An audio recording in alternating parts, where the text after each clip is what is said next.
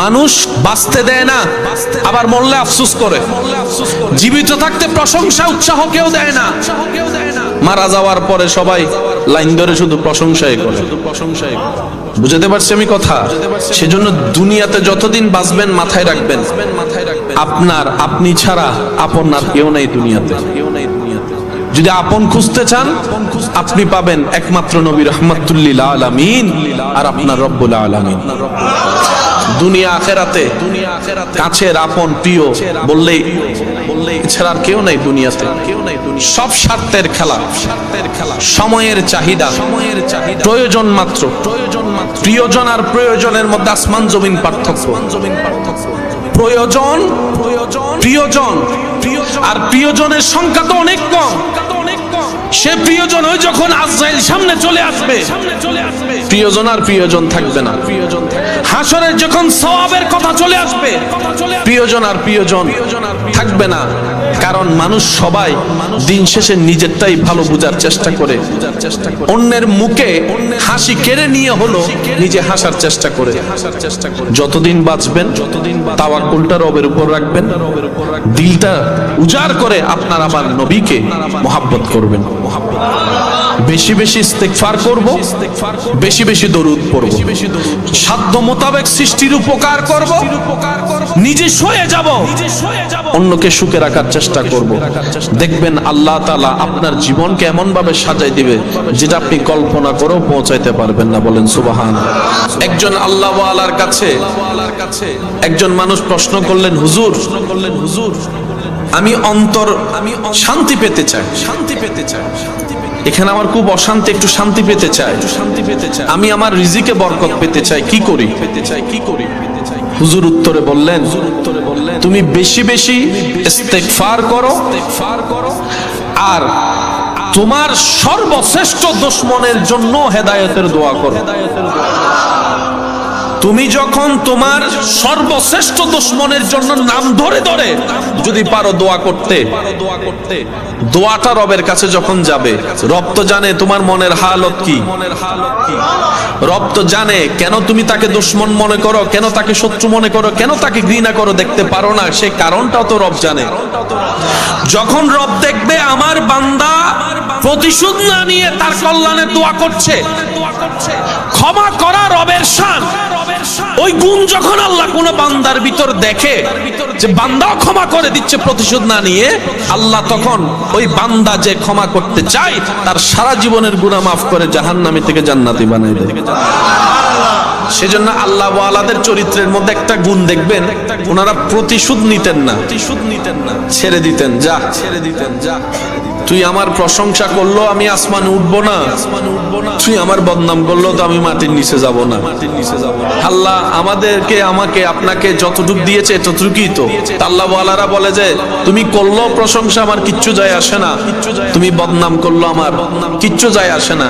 মনে রাখবেন, আপনি রাস্তা দিয়ে হেঁটে যাচ্ছেন, একজন উম্মাদ পাগল যদি আপনাকে গালাগালি করে, মন্দ কথা পচ কথা বলে, আপনি কি শুনে রাগ করবেন, মন খারাপ করবেন? বলেন না, করবেন? আর যদি একই কথা কিছুক্ষণ পরে আপনার কোনো আপন কাছের মানুষ বলে, আপনি মনও খারাপ করবেন, রাগও করবেন। কথা শব্দ একই, একটু আগে মন খারাপ করেন না, এখন করলেন কেন? কারণ আপনি পাগলেরটা নেন নাই, মাথায় বসেছেন এই তো পাগল। কথা বলেন না রে ভাই। শব্দের কারণে মন খারাপ হয় নাই, মন খারাপ হয়েছে আপনার নেওয়া না নেওয়ার উপরে। পাগলেরটা নেন নাই, ওই কাছের মানুষেরটা নিয়ে নিয়েছেন। তো কেউ কষ্ট দিবে, আপনিও নিচ্ছেন, দরকার কি? সেজন্য কারো দেওয়া কষ্ট আপন করে নিতে নেই, যেভাবে এসেছে বাতাসের সাথে উড়াই দিবেন। কারণ দুনিয়াতে তো আপনাকে বাঁচতে হবে, নিঃশ্বাস তো নিতে হবে। রিজিকের মালিককে আজীবন কথাটা মাথায় রাখবেন। আপনার কল্যাণের সমস্ত রিজিকের দায়িত্ব আপনার আল্লাহ নিয়েছেন, আপনার আল্লাহ, এটার কাউকে দেয় নাই আল্লাহ। বাপ, চাচা, জ্যাঠা, কাকা, মামা, চাচা, ভাই, বোন, বন্ধু কাউকে দেয় নাই। আল্লাহ তাআলা বলে সূরা হুদে, প্রাণী জগতের সমস্ত প্রাণী রিজিকের দায়িত্ব আমি আল্লাহ। সুবহানাল্লাহ, আরো জোরে। তো রিজিকের দায়িত্ব যেহেতু আল্লাহ, তার মানে আপনার টেনশন 100%ই শেষ। যদি আমরা বুঝতে পারি কথাটা, সত্যিকার মন থেকে যদি সে বিশ্বাস নিয়ে কথাটা উপলব্ধি করতে পারি, আওয়াজ দিয়ে বলুন, আমাদের রিজিকের দায়িত্ব কার? আরেকটু জোরে বলেন, কার? রব বলে যে দায়িত্ব আমার, টেনশন তোদের নাই। তো আল্লাহ আমাদের কাজ কি? রব বলে যে সততার সাথে পরিশ্রম করো, বিনয়ী মন নিয়ে দোয়া করো। কয়টা কাজ? একটু জোরে বলেন, কয়টা? সততার সাথে সর্বোচ্চ পরিশ্রম চেষ্টা করো, বিনয়ীর সাথে প্রেম নিয়ে আমি রবের উপর বিশ্বাস করে দোয়াটা করো। এই দুইটা জিনিস যে করতে পারবে, ফিদ দুনিয়া হাসানাতাও ওয়া ফিল আখিরাতি হাসানা, রব্বুল আলামিন দুনিয়া আখিরাতের নিয়ামতের বরকত তার জন্য বরাদ্দ করে দিবেন। অনেক সময় আপনারা আমরা শুনি এবং বলি, চেষ্টা না করলে কি আল্লাহ দিবে? বলেন না, বলেন না। আল্লাহ দিতে পারে, এটা আল্লাহর ইখতিয়ার। বলেন না। আচ্ছা, খাবার জন্য পরিশ্রম করতে হবে না? ঘরে তো অনেক অসুস্থ মানুষ আছে, হাঁটতে পারে না, কিন্তু টাইমে টাইমে তো খাবার পেয়ে যাচ্ছে। সুবহানাল্লাহ বলবেন। ঘরে অনেক মুরব্বিয়ারা অসুস্থ আছে না, হাঁটতে পারে না, বসতে পারে না, ওয়াশরুম করাইতে হয় নিয়ে ধরে গিয়ে। মাথায় রাখবেন, আল্লাহ চাইলে আপনাকে বসায় খাওয়াইতে পারে, কিন্তু আল্লাহ তাআলা চায় বান্দা পরিশ্রম করুক। একজন মানুষকে যদি আপনি বলেন যে তোর সারা জীবনে যা দরকার আমি দিব, ঘর বাড়ি টাড়ি, তোর একটা শর্ত, তুই কোনো কাজ করতে পারবি না, শুধু বসে বসে খাবি, দেখবেন সে মানুষটা 2 সপ্তাহ পর আর বসে বসে খাইতে পারবে না। বিরক্ত লেগে যাবে, বিরক্ত লেগে যাবে। মানুষের একটা অভ্যাস কি জানেন? এগুলো সব অ্যাক্টিভিটি খুঁজে। সেজন্য যারা মাঠে ময়দানে বিলে কাজ করে তাদের শরীর দেখবেন একটু ফিট, আর যারা মোটামুটি একটু সর্বক্ষণ এসির ভিতরে থাকে বসা অবস্থায়, তাদের শরীরের মধ্যে রোগ জীবাণুর একটু বাসা বাঁধে বেশি। সেজন্য ডাক্তারের কাছে গেলে ডাক্তার বলে যে তুমি ব্যায়ামের মাধ্যমে পরিশ্রম করো। একটু কথা বলেন, একটু রোদের সাথে সম্পর্ক রাখো, তোমার পাকে একটু মাটির সাথে সম্পর্ক রাখিও, যাতে ওই এনার্জি গুলো আসে। গবেষণায় দেখা যায় শহরের মানুষের তুলনায় অনেক গুণ বেশি সুস্থ গ্রামের মানুষ। সুবহানাল্লাহ, জোরে বলি। তার অন্যতম বিশেষ কারণের মধ্যে দেখবেন যে লাইফস্টাইল। গ্রামের মানুষরা এখনো পর্যন্ত অ্যাক্টিভিটির মধ্যে আছে, শরীরে ঘাম ঝরে যে সে পরিশ্রম করার চেষ্টা করে, আর সেই জিনিসটাই আল্লাহ তাআলা নিয়ামতের মধ্যে অন্তর্ভুক্ত করে দিয়েছেন। সুবহানাল্লাহ। বেশিরভাগ নবী রাসূলের জীবনীতে দেখবেন হয়তো কৃষি কাজ করেছেন, না হয় মেষ চারিয়েছেন। এটার কারণটা কি? এটার মেইন কারণটা হচ্ছে ধৈর্য শিক্ষা। সুবহানাল্লাহ বলবেন। আপনি যদি ছাগলের পাল চড়ান, আপনাকে অনেক ধৈর্যশীল হতে হবে। আপনি যদি ধান রোপণের কাজ করেন, শাকসবজির কাজ করেন, আপনাকে অনেক ধৈর্যশীল হতে হবে। আল্লাহ সেজন্য নবী রাসূলকে দিয়ে এই কাজটা করিয়েছেন, যাতে এই কথাটা সবার মাথায় বসে যায়। ধৈর্য শিখতে গেলে চাষাবাদ করতে হবে। সুবহানাল্লাহ, জোরে বলবেন না। এবার আপনি বলেন, 10,000 টাকা দিয়ে বাজার থেকে কিনা সে ফলের স্বাদ, আর আপনি নিজে রোপণ করে গাছ, সে গাছ থেকে আম হওয়ার স্বাদ কি এক? একটু জোরে বলেন না। অন্যের থেকে বিল দিয়ে আপনার পেট ভরে খাওয়া, আর নিজের ইনকাম থেকে আপনি আলু ভর্তা পান্নে ডাল দিয়ে ভাত খাওয়া, শান্তির ভিন্নতা আলাদা। আপনি যখন নিজেরটা দিয়ে নিজে উপার্জন করে খাবেন, সেটা দেখবেন আপনার এখানে একটা শান্তি আনবে।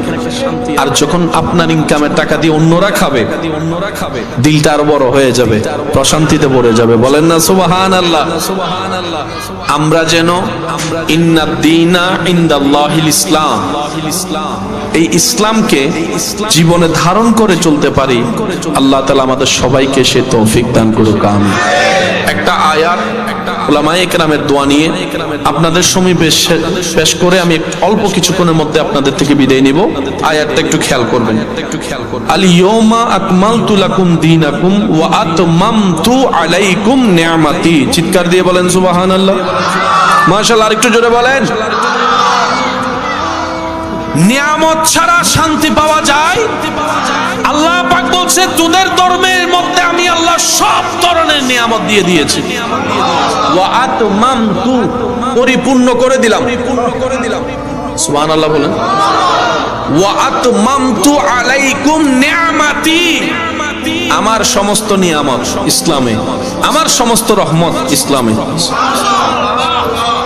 পৃথিবীতে যত ধর্ম আছে প্রত্যেকটা ধর্মের প্রতি শ্রদ্ধা রেখে বলি, ইসলাম ধর্মের কোরআনের যেরকম হাফেজ আছে, অন্য কোন ধর্মের ধর্মীয় গ্রন্থের কোন হাফেজ? যুবকরা একটু আওয়াজ দিয়ে বলেন হাফেজ আছে হয়তো, পাঠক হাফেজ নাই, হাফেজ নাই। কিন্তু মুসলমানদের মধ্যে দেখবেন 6, 7, 8 বছরের বাচ্চাও কোরআনের হাফেজ হয়ে গেছে। বড় আজব একটা বিষয়, যেখানে মানুষ 1 পৃষ্ঠা মুখস্থ রাখতে পারে না, সেখানে 30 পারা। কত পারা? 30 পারা কোরআন হেফজ করা, হেফজ রাখা। এটা চারটিখানি খেলার কথা না।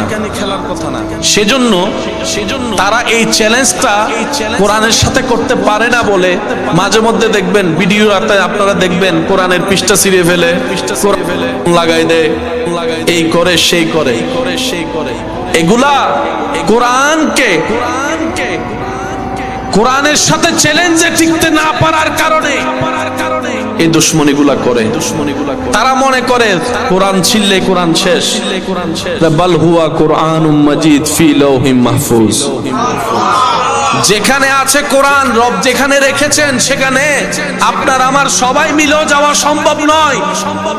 যেটা এখানে আছে সেটা কপি। সুবহানাল্লাহ। আপনি যখন ছিড়বেন একটা কোরআন, কম্পিউটারে তো আছে টাইপিং করা আগে থেকে, বুঝাতে পারছি আমি কথা? সুতরাং আমাদের ইসলামকে আল্লাহ তাআলা এমন ভাবে প্রোটেক্টেড করেছেন চতুর্দিক থেকে, এটাকে ধ্বংস করার ক্ষমতা পৃথিবীতে কোন এর চাইতে বড় নিয়ামত আর কিচ্ছু হতে পারে না। এক পেয়েছি শ্রেষ্ঠ ধর্ম ইসলাম, অন্যদিকে পেয়েছি আল্লাহর হাবিব নবী রাহমাতুল লিল আলামিন। আমাদেরকে কোনোভাবে ফেল করানোর কোনো কিছুই আল্লাহ রাখে নাই। যেখানেই যাবেন আপনি কথা বলে জিতে যেতে পারবেন। ইসলামকে আল্লাহ তাআলা সেভাবে সাজিয়ে দিয়েছেন, বলেন না সুবহানাল্লাহ। ইসলাম ধর্মে নামাজ আছে? যদি আপনাদের কষ্ট না হয় একটু আওয়াজ দিবেন। ইসলাম ধর্মে নামাজ আছে? আল্লাহ তাআলা আমাদের জন্য কয় ওয়াক্ত নামাজ দিয়েছেন? মাশাআল্লাহ। কয় ওয়াক্ত? 5 ওয়াক্তের টাইম আলাদা। কি আলাদা? একটু জোরে বলি, কি আলাদা? টাইম আলাদা, কিন্তু ধরন এক। ধরন ফজরের নামাজও শুরু করতে হয় আল্লাহু আকবার দিয়ে, এশারের নামাজও শুরু হয় আল্লাহু আকবার দিয়ে। সুবহানাল্লাহ বলি। ফজরের নামাজও শেষ করতে হয় সালাম দিয়ে, এশারের নামাজও শেষ করতে হয়। ধরন কি বলেন? ধরন কি? নিয়ম। ফজরের রুকুতো যে সুবহান রাব্বিয়াল আযীম, রাতের তাহাজ্জুদের মধ্যে সুবহান রাব্বিয়াল আযীম রুকুতে টাইম আলাদা। কি আলাদা?